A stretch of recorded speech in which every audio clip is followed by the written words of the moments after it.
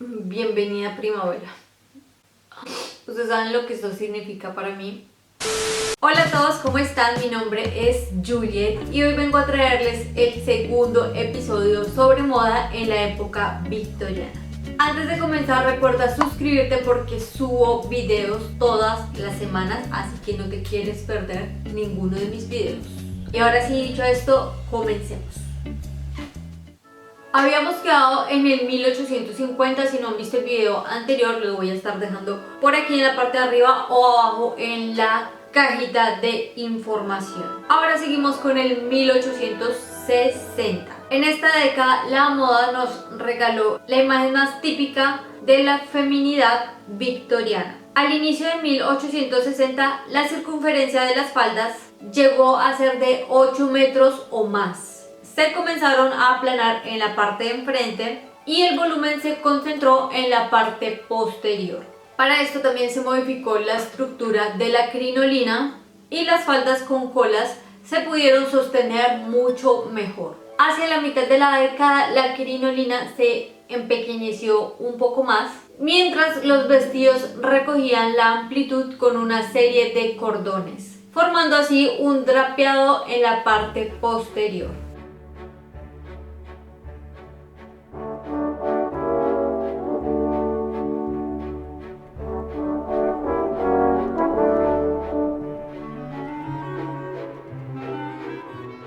Los vestidos de noche tenían escotes profundos y mangas cortas. También se complementaban con pequeños guantes, por lo general de encaje y con la punta del dedo descubierta. Los años 60 fueron la década en la cual la sastrería empezó a proponer el haute couture o la alta costura y desencadenaron su imaginación creando mangas de todos los tipos, como las mangas a pagoda, las mangas a virago, mangas acampanadas y a sbufo. Las mangas a sbufo son las que últimamente se están comenzando a ver de nuevo, que son estas mangas como en globito, como un poco con movimiento, algo así, y están últimamente muy de moda. Porque recordemos que la moda es algo que va y viene, va, desaparece y después vuelve.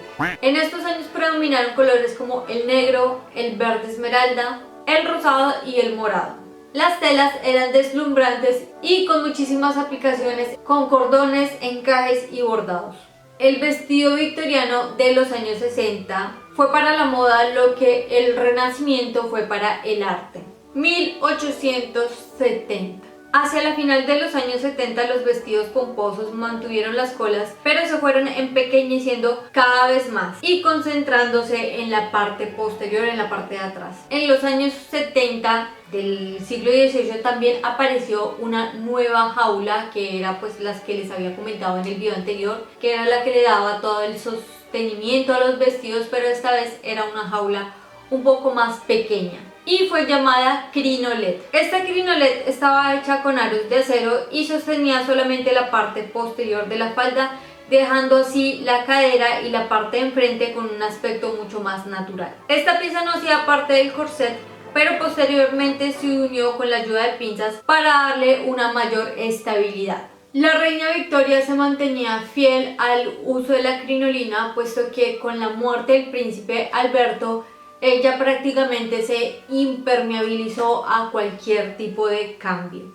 Mientras la reina y las señoras consideradas de bien continuaban a usar la crinolina bajo vestidos de colores sobrios y cortes rígidos, la moda de la crinolet y de las faldas con un excesivo volumen en la parte posterior empezaban a salir de las casas de tolerancia y entraban en los armarios de las más jóvenes chicas de la burguesía. Estas nuevas líneas se mantuvieron hasta final de siglos con algunas variaciones de tamaño, y aunque la crinolina estaba empezando a desaparecer, los vestidos igualmente no dejaron de ser prácticos para nada. Para sentarse, por ejemplo, las mujeres debían girar la jaula de un lado o sentarse en el borde de las sillas o con la silla volteada, algo supremamente incómodo, obviamente. La crinolet fue acompañada por la manía del uso de corsets extremadamente ajustados, siendo así la cintura de avispa el punto focal de la belleza. Los vestidos eran compuestos de dos partes, una falda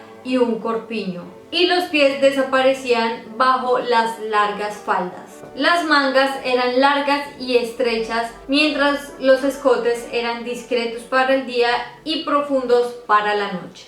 El vestido debía adherirse al corset. Esto impedía la mayor parte de veces el poder sentarse o subir escaleras. Y a completar el atuendo era el uso de pequeños sombreros que caían sobre la frente, junto a elaborados peinados con cascadas de rizos y ondulaciones. Si no han visto mi video sobre peinados en la época victoriana, lo voy a estar dejando siempre aquí en la parte de arriba y abajo en la cajita de información. En este siglo los vestidos fueron verdaderas esculturas hechas en tela, sobre todo por las ricas decoraciones que tenían estos vestidos y también por las colas que llevaban, que también eran supremamente elaboradas y pues súper llamativas. La crinolet se volvió mucho más redonda en la parte posterior para así poder sostener todos los drapeados.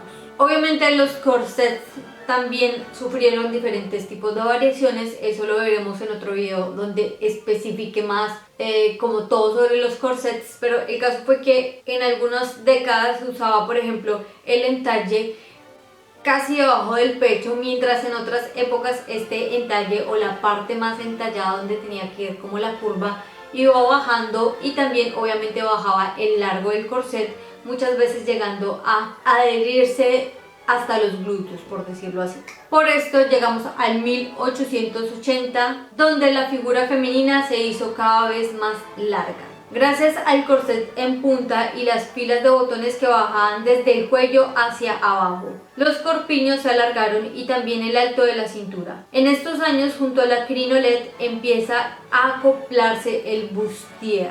Este era una pechera en la parte posterior, por lo general llevaba un cojín de tela rígida atrás, es decir que estaba como hecho el corpiño o el bustier y tenía una curva exageradísima en la parte de la espalda que hacía como sobresalir este cojín que era semirrígido, es decir que la figura era prácticamente así.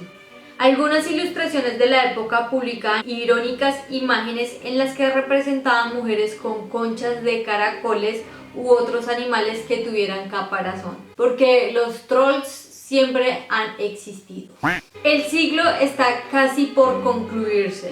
La reina Victoria era en la cúspide de su popularidad y precisamente en estos años comienza la Belle Époque, que se concluiría en la primera década del 900 cuando los vientos de guerra se fueron adensando en Europa. En estos años los vestidos perdieron cada elemento de ligereza y se volvieron pesados y esculpidos casi hasta llegar a lo barroco, llenos de detalles, de colores oscuros y supremamente cargados de detalles muy vivaces. Aunque la parte posterior se redujo y fueron más fáciles de llevar, los vestidos más delicados continuaron a utilizarse para la noche, utilizados por ejemplo en colores pasteles, aunque el escote ya no se permitía llevar como tan hacia arriba, sino un poco más escondido. Llegó a haber un gran contraste entre la parte superior adherente y la elaborada parte inferior. Toda esta estética daba a la mujer una forma de sirena sensual. Las mangas tenían más volumen en la parte superior mientras se ceñían en los pulsos. Esto contribuía a dar un aspecto sofisticado pero extravagante a las mujeres que elegían la nueva moda pecaminosa. Los zapatos fueron siempre relegados a un rol secundario y casi siempre escondidos por las amplias faldas. Llegó el momento en el cual tuvieron finalmente un rol protagonista y se volvieron más largos en la punta y mucho más estables gracias al tacón roquetto. Y a medida que las faldas se iban como alzando, o sea, ya no eran tan largas, pues obviamente el botín también iba creciendo y volviéndose mucho más alto hasta transformarse prácticamente en una bota, llegando así a la famosa bota Belmorant, que se convirtió en un verdadero fetiche de la época.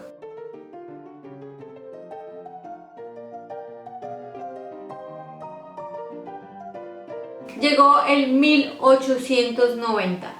Las mujeres de final de siglo estaban ya proyectadas hacia el futuro bienvenida primavera. Ustedes saben lo que esto significa para mí. Son 3 meses, 4 meses de resfriado, que obviamente no es un resfriado, es la primavera, es alergia diaria y es como si estuviera enferma todos los días, pero vamos a ignorar estos síntomas y vamos a continuar con el video.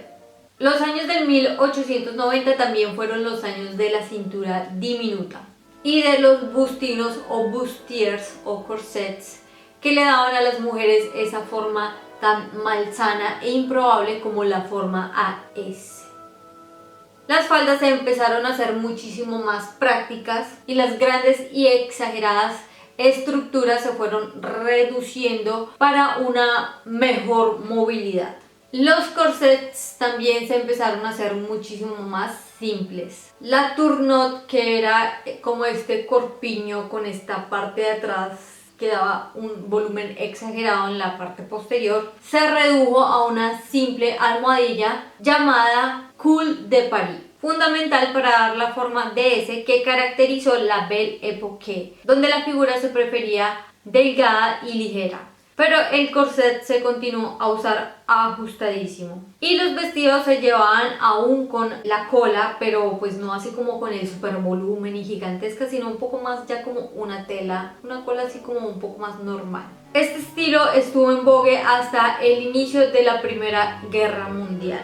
A causa de la ya muy sobria parte inferior, volvió de nuevo como el boom de las mangas supremamente exageradas, porque si no exageraban en la parte inferior, pues tenían que exagerar en la parte superior, y así fue. Las mangas volvieron a ser exageradamente voluminosas y llamativas, como por ejemplo las mangas a montón, las mangas estilo Juliette o a buffo, y también volvieron las mangas estilo glow. La moda adoptó los encajes para darle a los vestidos nuevos volúmenes y formas más originales e inesperadas.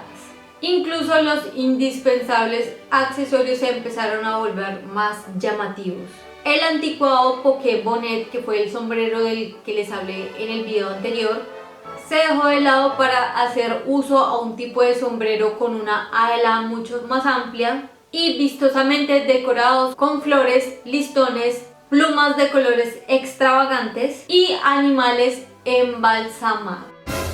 Como pudimos ver, en estas décadas se persiguió obsesivamente la silueta extremadamente delgada en la parte de la cintura y con muchísimo volumen en la parte posterior e inferior, y también en la parte de aquí arriba, porque recordemos que los primeros corsets subían el pecho, mejor dicho, hasta aquí arriba, y bueno, esto después fue lentamente desapareciendo, pero la cintura pequeña fue algo que se continuó a perseguir por muchísimos años más. Pero bueno, vamos a dejar este video hasta aquí y en el próximo video veremos más acerca de la evolución de la moda en la época victoriana. Para que sepas cuando subiré los próximos videos, suscríbete y activa la campanita de las notificaciones.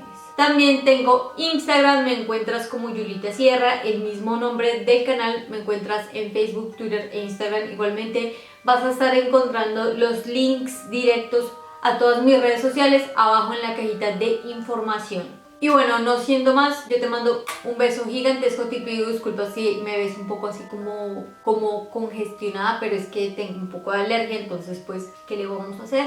Y nos vemos en un próximo video.